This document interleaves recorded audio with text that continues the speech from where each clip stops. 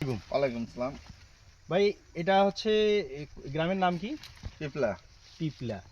তো এটা খুবজুর গুরদাসপুর। পিপলা মানে খুবজিপুর ইউনিয়ন। জি জি জি।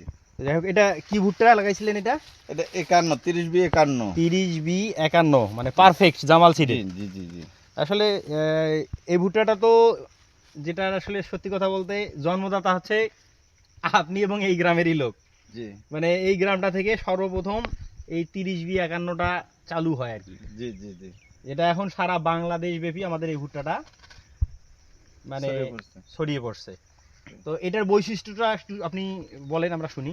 এটার বৈশিষ্ট্য আমার জানা মতে অন্য যে কোনো জাতের ভুট্টার সংখ্যা থাকে 350 টা 450, এটা 250 টা 350, কিন্তু ওয়েট দানার যে ওয়েট এটা পাকার পরে 350 কেও ছাড়িয়া যায়, মানে অর্থাৎ 400 সমতুল্য এই 370 270 থেকে 250 বিসের মানে দানার এই মধ্যে লাইনের মধ্যে, সারির মধ্যে। সারির মানে মধ্যে। উনি যেটা বলতেছে যে ভুট্টা যে সারি আছে, একটা সারির মধ্যে ভাই গনছিল আর কি, গনে নিয়ে ওইটা পাইছে। আর এমনিতে ভুট্টা সারি কয়টা থাকে আপনার জানার মধ্যে?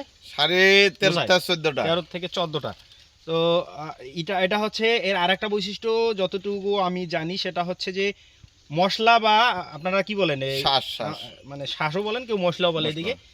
তো যাই হোক, এটার যে এটা খুবই চিকন চিকন, খুবই চিকন। আর ভুট্টা উঠার পরে মানে রোদ খায় খুবই কম শুকাইতে। জি জি জি। মাত্র মাত্র 2 রোদে শুকিয়ে যায়, সবচেয়ে বড় বৈশিষ্ট্য। আর কালার খুবই উজ্জ্বল স্বর্ণ কালার একদম। এই জন্য এই ভুট্টাটা ইউজ। আর এখানে দর্শকদের উদ্দেশ্যে একটা কথা বলি, আমি এর আগেও বলেছিলাম যে এক একটা অঞ্চলে এই চলনবিল এলাকায় এটা চড়া বলে, মাঠ বা চড়া বলে। এইখানে দেখেন শুধুমাত্র দেখবেন খালি ভুট্টা, যেদিকে চোখ যাবে শুধু ভুট্টা আর ভুট্টা। আর এই আর কিছু কিছু মাঠে আবার শুধু থাকে সরিষা তুলে সেখানে ধান। আর কিছু এলাকা আছে যে রসুনের মধ্যে বিভিন্ন রকম ফসলের সমারোহ ঘটে। যেমন রসুনের মধ্যে এদিকের মানুষ দেয় হচ্ছে তরমুজ, বাঙ্গি, মিষ্টি কুমড়া, হ্যাঁ, তারপর হচ্ছে করলা, মানে অনেক কিছু। তো এই সত্যি কথা বলতে এই চলনবিল অধ্যুষিত যে অঞ্চল, এই অঞ্চলটাতে কৃষির যে আবাদ, এটা হচ্ছে আমি বলি কৃষিতে সমৃদ্ধশালী এই চলনবিল অঞ্চল। তো এখানে একটা কথা মানে বৈশিষ্ট্য যেটা আমি পাই, আসলে সমৃদ্ধশালী, একদম সমৃদ্ধ কৃষিতে সমৃদ্ধশালী এই অঞ্চল। তো যাই হোক ভাই, ধন্যবাদ আপনাকে।